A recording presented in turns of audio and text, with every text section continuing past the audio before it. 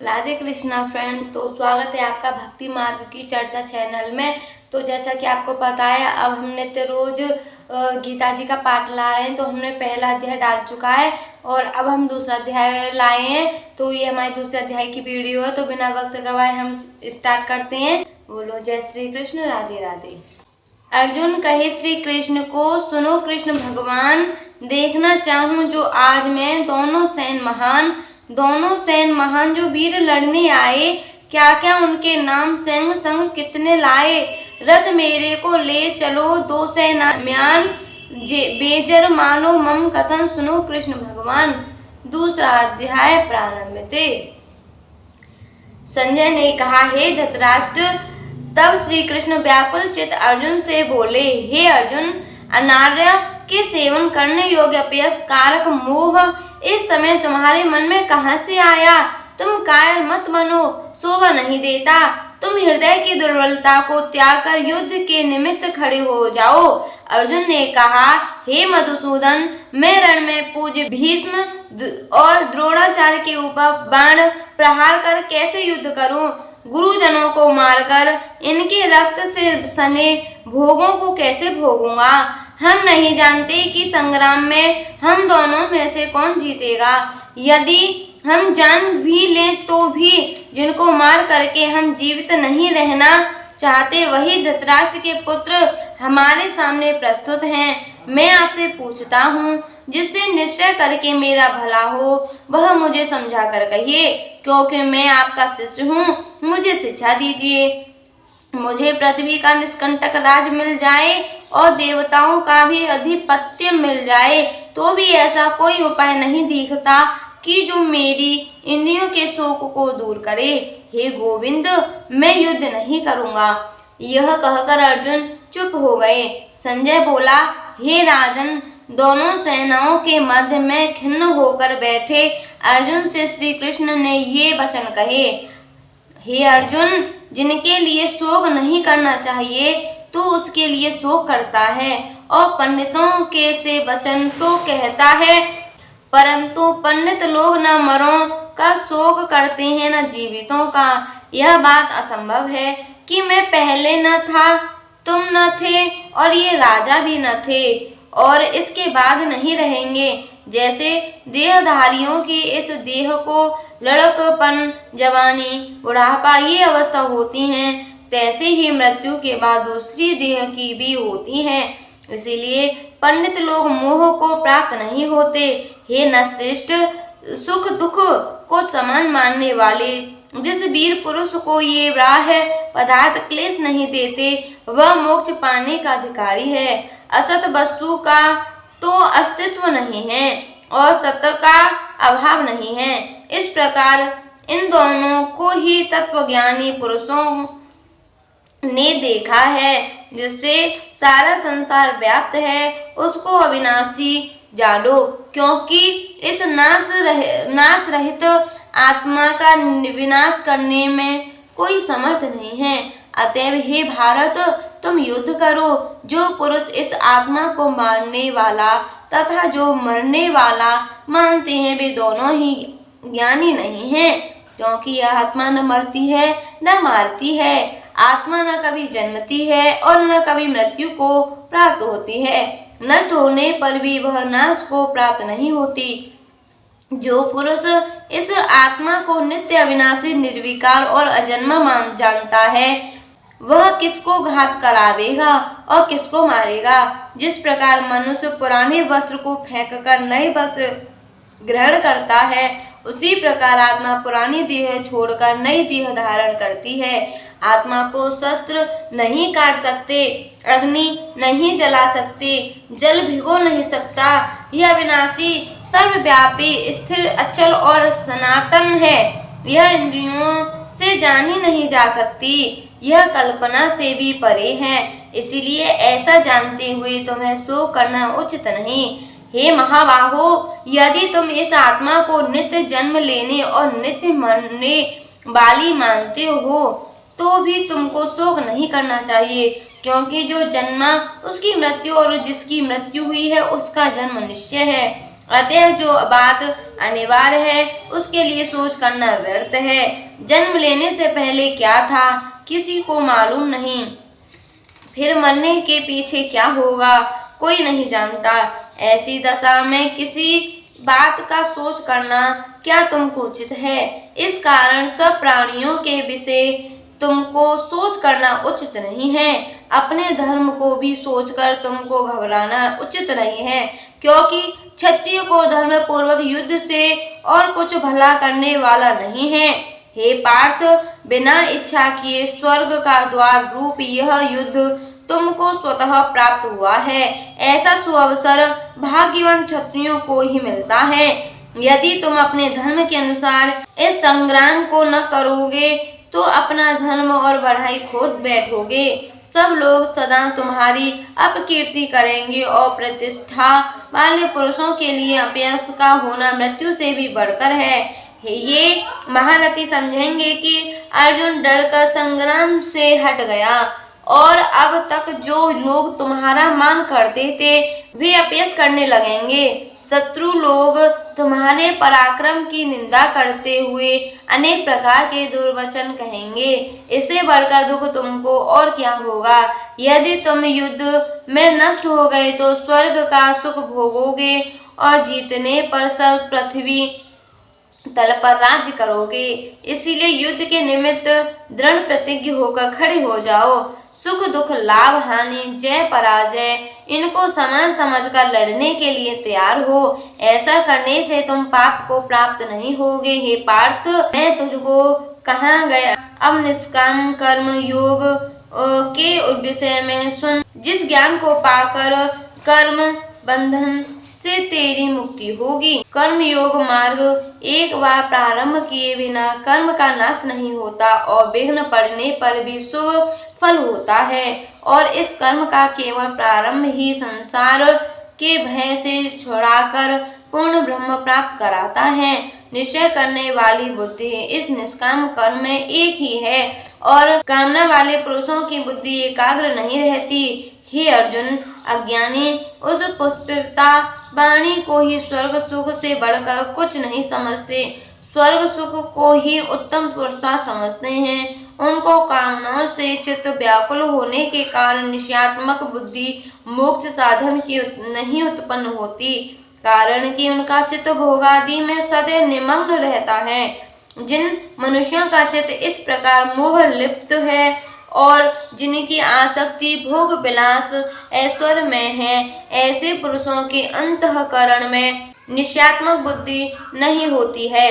हे अर्जुन, अनेक जलाशयों में मनुष्य का कार्य सिद्ध नहीं होता। बड़े जलाशयों से वे सब प्रयोजन अनायास ही सिद्ध हो जाते हैं। उसी तरह संपूर्ण वेदों में कहा हुआ काम कर्मों का फल ब्रह्म में भक्ति रखने वाले मनुष्य को सहज ही में प्राप्त होता है। तुमको केवल कर्म करना चाहिए, फल तुम्हारे अधिकार में नहीं। तुम न तो फल की अभिलाषा से काम करो न निकम्मे ही रहो। फल की आशा त्याग कर कार्य की सफलता को समान मानकर तुम योगस्थ होकर कर्म करो। यही कर्म ज्ञान योग है। बस बुद्धि योग सहित कर्म से अन्य कर्म अत्यंत हीन है। इसीलिए तुम बुद्धि योग का आश्रय ग्रहण करो। फल की इच्छा रखने वाले निष्कृष्ट होते हैं। निष्काम कर्म करने वाला पुरुष ईश्वर कृपा से इसी संसार में सुकृत तथा दुष्कृत इन दोनों ही का त्याग कर देता है। इसीलिए तुम निष्काम कर्म में प्रवृत्ति होवो। कर्म फल को त्याग कर ही बुद्धि युक्त ज्ञानी पुरुष जन्म बंधन से हटकर मोक्ष को प्राप्त होते हैं। जब तुम्हारी बुद्धि मोह बन के बाहर निकल जाएगी, जब तुम्हारा मन आगे सुनने वाली तथा हुई बातों से विरक्त हो जाएगा, जिस समय वह निश्चल होकर आत्मा में स्थिर होगा, तभी तुमको तत्व ज्ञान प्राप्त होगा। अर्जुन ने पूछा, हे केशव, आत्मस्वरूप में निश्चल बुद्धि वाला किसको कहा है? उसके लक्षण क्या हैं? श्री कृष्ण जी बोले, हे अर्जुन, जो महापुरुष मन की सब कामनाओं को त्याग देता है और अपने आत्मा ही में प्रसन्न रहता है, उसको निश्चल बुद्धि कहते हैं। दुख में जिसके मन को खेद नहीं होता और सुख में जिसको आसक्ति नहीं होती और प्रीति भय क्रोध जिसके जाते रहते हैं, वह महात्मा स्थिर बुद्धि वाला मुनि कहलाता है। शुभ पदार्थ प्राप्त होने से हर्ष नहीं करता, अशुभ से अप्रसन्न नहीं होता, उसी को स्थिर बुद्धि जानना चाहिए। और कछुआ जैसे अपने अंगों को सिकोड़ लेता, उसी तरह जो पुरुष अपनी इंद्रियों को विषयों से हटाता है, उसी की बुद्धि स्थिर जाननी चाहिए। निराहारी पुरुष के विषय घट जाते हैं, परंतु विषयों में उसकी चाह बनी रहती है, पर ब्रह्म का अनुभव होने पर चाह भी घट जाती है।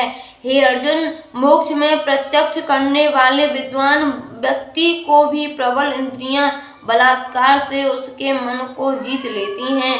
इसीलिए सब इंद्रियों को विषयों से रोक मेरे विषय तत्पर हो जावे। जिसने इंद्रियों को बस में कर लिया है, उसी की बुद्धि निश्चल है।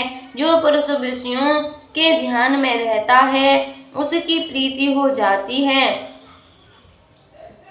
प्रीति होने से कामना होती है, इच्छा के पूर्ण होने से क्रोध की उत्पत्ति होती है, क्रोध से अविवेक होता है, अविवेक से स्मरण शक्ति नष्ट हो जाती है, स्मरण शक्ति के नाश होने से बुद्धि क्षय होती है। जिसकी बुद्धि का नाश हुआ वह विनाश को प्राप्त होता है। जो पुरुष राग द्वेष से रहित हो, अपने मन को बस में रखता है, वह शांति को प्राप्त होता है। शांति मिलने पर सब दुखों का नाश हो जाता है। प्रसन्न चित्त वाले को बुद्धि निश्चल होती है। जो पुरुष योग युक्त हो नहीं है, उसकी निश्चल बुद्धि उत्पन्न नहीं होती। ईश्वर में भावना नहीं होती, भावना के न होने से शांति प्राप्त नहीं होती।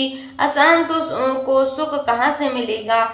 जैसे वायु नाव को जल में खींच ले जाती है, उसी प्रकार इंद्रियां उस पुरुष की बुद्धि का नाश कर देती हैं। इस कारण हे महाबाहो, जिसकी इंद्रियां विषयों से सर्वथा रोक ली गई हैं, उसकी बुद्धि स्थिर है। जो सब प्राणियों की रात है, उसमें संयमी जागता रहता है, और प्राणी मात्र जिस समय जागते हैं, मुनि जनों की वह रात्रि है। जल से भरे समुद्र में और नदियों का जल भरने पर भी वह अपनी मर्यादा पर रहता है। उसी प्रकार जिस पुरुष में इच्छा के रहने पर भी सब विषयों भोग प्रवेश नहीं करते हैं, उसी को शांति मिलती है। विषयों की इच्छा करने वाले को अशांति नहीं मिलती। जो सब कामनाओं को छोड़कर तथा इच्छा रहित विचरता है, वह शांति को प्राप्त होता है। हे पार्थ, ब्रह्म स्थिति यही है। ऐसी स्थिति मिल जाने पर प्राणी फिर मोह में नहीं फंसता और अंत समय में निर्वाण ब्रह्म को प्राप्त होता है। इति सुपनिषद सुब्रह्म विद्या योग शास्त्र श्री कृष्ण अर्जुन संवादे योगो विषाद योगो नाम द्वितीय अध्याय समाप्त। दूसरा अध्याय का महात्म्य। नारायण जी बोले, हे लक्ष्मी, दक्षिण देश में एक पूर्ण नाम नगर था। वहाँ एक देव सुशर्मा बड़ा धनवान रहता था। वह साधु सेवा करता था। जब संत सेवा करते बहुत दिन बीत गए, तब एक बाल नामक ब्रह्मचारी आया। उसकी सेवा बहुत करी और विनय करी, हे संत जी, मुझे कृपा कर श्री नारायण के पाने का ज्ञान उपदेश करो, जिससे मेरे जीवन का कल्याण और मुक्ति होवे। तब ब्रह्मचारी ने कहा, मैं तुझे गीता जी के दूसरे अध्याय का पाठ सुनाता हूँ, उसके सुनने से तेरा कल्याण होगा। तू श्रवण कर। एक अयाली वन में बकरियां चराता था और वहाँ मैं भजन करता था। एक दिन रात को अयाली बकरियों लेकर घर को चला। मार्ग में एक सिंह बैठा था। एक बकरी सबसे आगे चली आती देखकर शेर भाग गया। तब अयाली यही आश्चर्य देख कर बड़ा चकित हुआ और मैं वहां आ खड़ा हुआ। उस चरवाहे ने मुझे कहा, मैंने यह आश्चर्य देखा कि बकरी को देख से डर से भाग गया। तुम त्रिकालज्ञ हो, यह वृतांत मुझे कह सुनाओ। संत ने कहा, हे अयाली, मैं तुझे एक पिछली वार्ता सुनाता हूँ। यह बकरी पिछले जन्म में डायन थी। जब इसका भर्ता मर गया तब यह बड़ी डायन हुई। जिस सुंदर लड़के को देखे खा लेवे। और यह शेर पिछले जन्म में फंदक था। वह पक्षी पकड़ने बाहर गया और डायन भी वन को गई। वहां डायन ने उस फंदक को खा लिया। अब वही फंदक शेर हुआ और वह डायन बकरी भई। शेर को पिछले जन्म की खबर है, इसलिए बकरी को देखकर शेर ने जाना कि अब मुझे भी खाने आई है। तब अयाली ने कहा, मैं पिछले जन्म में कौन था? तब संत ने कहा, तू पिछले जन्म में चांडाल था। अयाली ने कहा, हे ब्रह्मचारी जी, कोई उपाय भी है जिससे हम तीनों ही इस अधम देह से छूटें? तब संत जी ने कहा, हम तुम तीनों का उद्धार करते हैं। ये कह संत जी ने गीता के अक्षर सुनाए। तब उसी समय आकाश से विमान आए। उन समूहों को विमानों पर चढ़ाकर बैकुंठ लोक को गए। अधम देह से छूटकर देवदेही पाकर बैकुंठ को गया। तब श्री नारायण जी ने कहा, हे लक्ष्मी, जो मनुष्य श्री गीता जी के ज्ञान को पढ़े सुने वह अवश्य मुक्ति को प्राप्त होता है। तो दोस्तों, यहीं पे हमारा ये अध्याय संपूर्ण हुआ। तो मिलते हैं अगले अध्याय के साथ। राधे कृष्णा।